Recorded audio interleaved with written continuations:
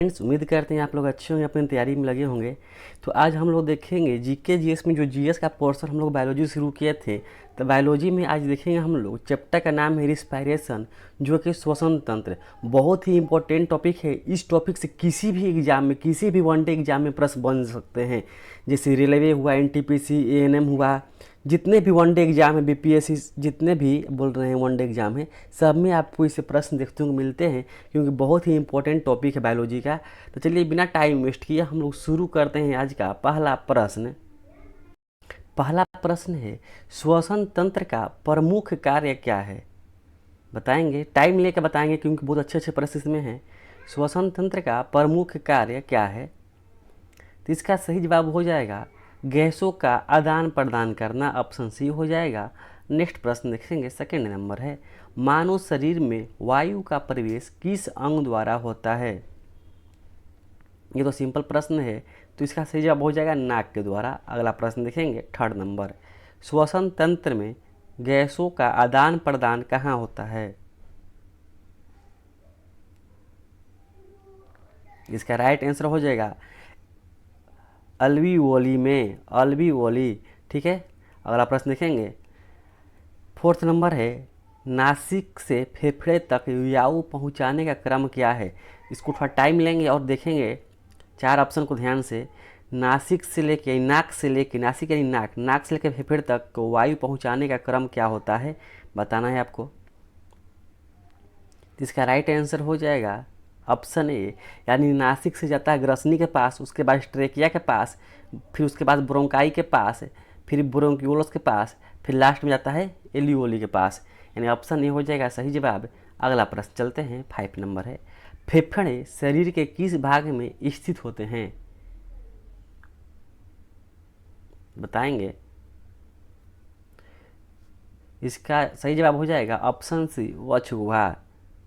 अगला प्रश्न देखेंगे, फिफ्थ के बाद 6 नंबर प्रश्न है, फेफड़े को ढकने वाली झिल्ली को क्या कहते हैं? बहुत अच्छा प्रश्न है, वेरी वेरी इंपॉर्टेंट प्रश्न है। फेफड़े को ढकने वाली झिल्ली को क्या कहते हैं? तो इसका सही जवाब हो जाएगा पलूरा, ऑप्शन बी, पेलूरा। अगला प्रश्न देखेंगे, 7 नंबर, श्वसन के दौरान ऑक्सीजन किससे जुड़ती है? श्वसन के दौरान जो ऑक्सीजन है वह किससे जुड़ती है, बताना है। तो ऑक्सीजन जो है वो हीमोग्लोबिन से जुड़ती है, ऑप्शन बी हो जाएगा। अगला प्रश्न देखेंगे, 8 नंबर, सामान्य वयस्क व्यक्ति प्रति मिनट कितनी बार सांस लेता है? ये तो आप लोग बता ही देंगे। इसका राइट आंसर हो जाएगा, सामान्य बोला है, सामान्य वयस्क व्यक्ति, तो होता है 12 से 16 बार, किसी किसी में 12 से 15 भी दिया होता है ऑप्शन, तो वो सही जवाब है 12 से 16। अगला प्रश्न देखेंगे, 9 नंबर प्रश्न है, एयरवे जिसे हम लोग बोलते हैं वायु पथ का प्रमुख भाग कौन है? जैसे आप लोग फिगर में दिखाए हैं, होता है विंड पाइप। देख रहे हैं ये क्या है, विंड पाइप। इसे हम लोग श्वास नली भी बोलते हैं, श्वासन नली, यानी ऑप्शन डी हो जाएगा। अगला प्रश्न देखेंगे, 10 नंबर, स्वर उत्पत्ति का कौन कार्य करता है? बताना है, स्वर उत्पत्ति का कार्य कौन करता है, यानी स्वर कहाँ से उत्पन्न होते हैं, बताना है आपको। तो आप सभी को पता है कि ये होता है स्वर यंत्र से, जिसे हम लोग लेरेंक्स बोलते हैं, ऑप्शन बी हो जाएगा। जैसे कि आप फिगर में देख रहे हैं लेरेंक्स को।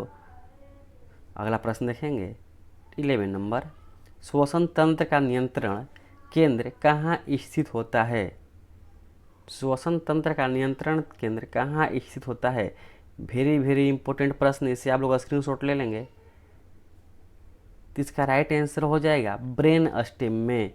यहाँ पर ध्यान देंगे, ब्रेन स्टेम जिसे हम लोग बोलते हैं मस्तिष्क स्टेम, याद रखेंगे, फिगर को ध्यान से देखेंगे और आपको याद हो जाएगा। अगला प्रश्न देखेंगे, 12 नंबर, ट्रेकिया को आमतौर पर क्या कहा जाता है? ट्रेकिया को आमतौर पर क्या कहा जाता है? तो उसे हम लोग बोलते हैं श्वासन नली। अगला प्रश्न देखेंगे, 13 नंबर, एलियोली किससे बनी होती है, बताना है। तो इसका राइट आंसर हो जाएगा ऑप्शन सी, एक पतीय चपटी उपकला। अगला प्रश्न देखेंगे, 14 नंबर, श्वसन की इकाई कहलाती है, बताना है श्वसन की इकाई क्या कहलाती है। तो इसका राइट आंसर हो जाएगा एल्यूवोली, याद रखेंगे। 50 नंबर प्रश्न देखेंगे। CO2 का उत्सर्जन मुख्यतः होता है, CO2 का उत्सर्जन मुख्यतः होता है कहाँ होता है, बताना है आपको। तो ये होता है श्वसन द्वार से, ऑप्शन सी हो जाएगा श्वसन द्वार। 60 नंबर प्रश्न देखेंगे। कौन सा अंग वायु को गले में नीचे ले जाता है, बताएंगे, बहुत अच्छा प्रश्न है। तो इसे हम लोग बोलते हैं ट्रेकिया। ट्रेकिया जो है वायु को गले से नीचे ले जाता है, गले में नीचे ले जाता है। अगला प्रश्न है 70 नंबर।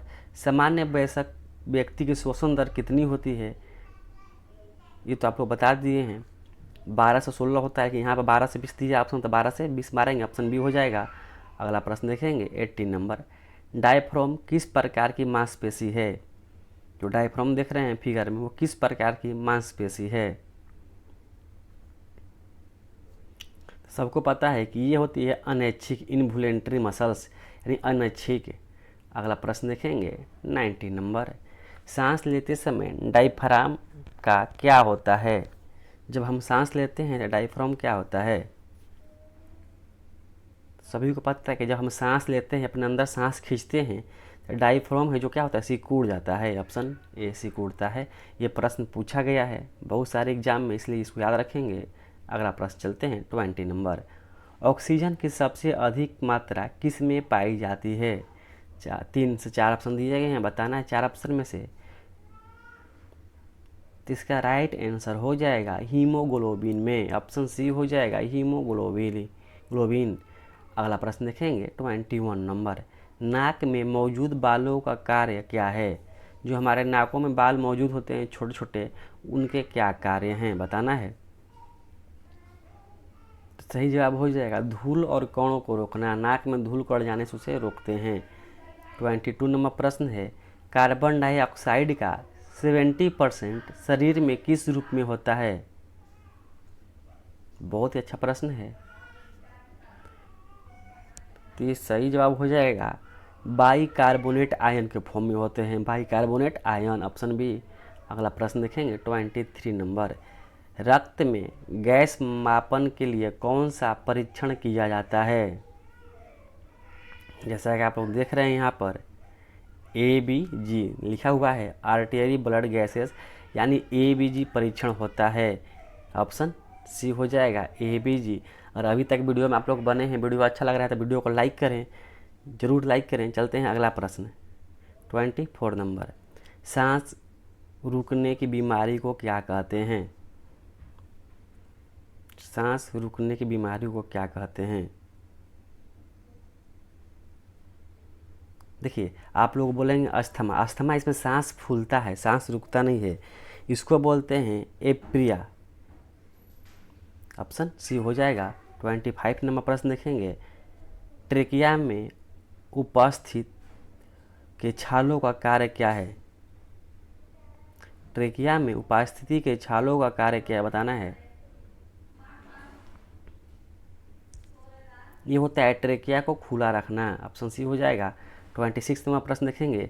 श्वसन की प्रक्रिया से प्राप्त ऊर्जा किस रूप में संग्रहित होती है, बताएंगे। जो हम श्वसन करते हैं उससे जो प्राप्त ऊर्जा है वो किस रूप में संग्रहित होती है, ये बताना है आपको। तो ये जो होता है बहुत ही अच्छा प्रश्न है, वेरी वेरी इंपॉर्टेंट प्रश्न है। उम्मीद करते हैं कि इसमें से बहुत लोग आंसर नहीं दे पाएंगे, जितने लोग आंसर दे पाते हैं प्लीज़ कमेंट करें अभी। इसका राइट आंसर हो जाएगा DNA के फॉर्म में, याद रखेंगे DNA के फॉर्म में। अगला प्रश्न है 27 नंबर। सांस लेने की क्रिया किस प्रकार की होती है, सांस लेने की क्रिया जो है वो होती है सक्रिय, एक्टिव, यानी ऑप्शन बी हो जाएगा। 28 नंबर प्रश्न देखेंगे। श्वसन का रासायनिक समीकरण क्या है, इस क्वेश्चन का भी आप लोग आंसर हमें कमेंट करेंगे। श्वसन का रासायनिक समीकरण क्या है, चलिए तो हम बता दें आपको कि होता है C6H12O6 + O2 करेंगे तो क्या निकलता है CO2, carbon dioxide, water plus energy निकलता है, ऑप्शन बी हो जाएगा सही जवाब, याद रखेंगे।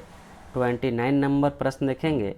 ऑक्सीजन की कमी से होने वाली स्थिति क्या कहलाती है? बहुत अच्छा प्रश्न है, वेरी वेरी इंपॉर्टेंट प्रश्न है। ऑक्सीजन की कमी से होने वाली स्थिति क्या कहलाती है? इसे हम लोग बोलते हैं हाइपोक्सिया। याद रखेंगे, हाइपर नहीं, हाइपोक्सिया। कमी है तो हाइपोक्सिया, याद रखेंगे। अगला प्रश्न देखेंगे 30 नंबर। त्वचा द्वारा श्वसन किसमें पाया जाता है?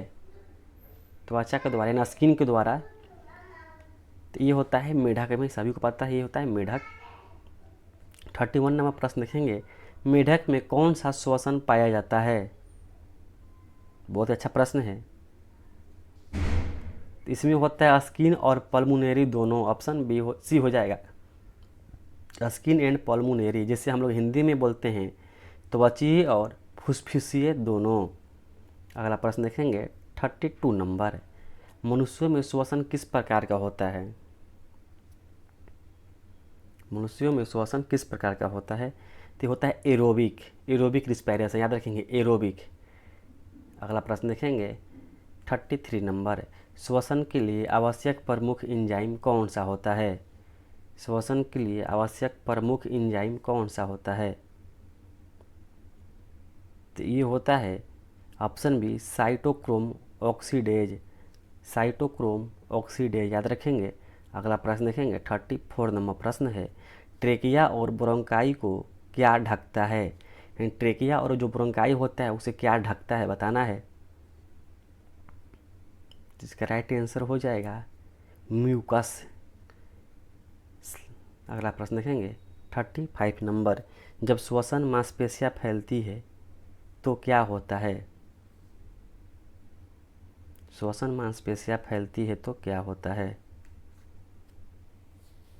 तो इसका सही जवाब हो जाएगा वक्षगुहा का आयतन बढ़ता है। ऑप्शन सी हो जाएगा। 36 नंबर प्रश्न देखेंगे, सांस की नली में धूल चली जाए तो क्या होगा? सांस की नली में धूल चल जाए तो क्या होगा? इसका राइट आंसर है ऑप्शन बी। 37 नंबर प्रश्न देखेंगे, सांस की बीमारी जिसमें श्वसन नली संकुचित हो जाती है, वो कौन सा बीमारी है जिसमें श्वसन नली संकुचित हो जाती है? इसका सही जवाब हो जाएगा अस्थमा। अगर आप एएनएम की तैयारी कर रहे हैं तो मेरे चैनल पे एएनएम के जितने भी नर्सिंग सब्जेक्ट हैं 6 सब्जेक्ट का एमसीक्यू कराया जा रहा है। मैक्सिमम सब्जेक्ट कंप्लीट हो चुके हैं। आपको अगर उसका पीडीएफ चाहिए, क्योंकि उसी पीडीएफ से जीएनएम में बहुत सारा प्रश्न डायरेक्ट आए थे, सेम टू सेम आए थे, तो अगर आपको इसका पीडीएफ चाहिए 6 सब्जेक्ट का, तो पीडीएफ के लिए दिए गए नंबर पर आप हमें एसएमएस करेंगे, जिसमें आपको total 3000 plus MCQ subject wise मिल जाएगा, प्लस टेस्ट पीडीएफ। जो हम टेस्ट लेते हैं उसका टेस्ट पीडीएफ आपको फ्री में दिया जाएगा। टोटल 3000 प्लस एमसीक्यू सब्जेक्ट का हो गया और टेस्ट पीडीएफ आपको फ्री में दिया जाएगा। ये भी 1000 प्लस क्वेश्चन का होगा, 1000 से ज़्यादा क्वेश्चन इसमें होंगे और आपको मात्र 249 में मिल जाएगा। तो जल्दी करें, ऑफर सीमित समय के लिए है। चलते हैं, देखेंगे अब अपना अगला प्रश्न। 38 नंबर प्रश्न है, दीर्घकालिक धूम्रपान से कौन सी बीमारी होती है? और बहुत लंबे समय तक हम लोग धूम्रपान करते हैं तो कौन सी बीमारी होती है? तो बहुत लोग बोलेंगे कैंसर, मैक्सिमम लोग बोलेंगे कैंसर। जितने लोगों को आंसर आया था कैंसर, वो गलत हैं, कैंसर नहीं होता है। इसका सही जवाब हो जाएगा ब्रोंकाइटिस, और ऑप्शन सी हो जाएगा ब्रोंकाइटिस और एम्फाइसेमा, एम्फाइसेमा, याद रखेंगे। अगला प्रश्न देखेंगे 39 नंबर। ये है 39 और 14 एक ही में है। निम्न में से किसे एनर्जी करेंसी के रूप में जाना जाता है? और 40 नंबर है, एक ग्लूकोज अणु में कितने कार्बन परमाणु होते हैं? ये दोनों प्रश्न आपको HW है यानी टेस्ट हैं। आप इसे आंसर कमेंट करेंगे। जैसे आंसर देने के लिए 39 का A, चाहे 39 का B, 40 का C या D, जैसे होगा इस तरह क्वेश्चन डाल के आप लोग आंसर कमेंट करेंगे। वीडियो अच्छा लगा हो तो लाइक करें, मेरे चैनल को सब्सक्राइब करें और दोस्तों के साथ शेयर करें। धन्यवाद।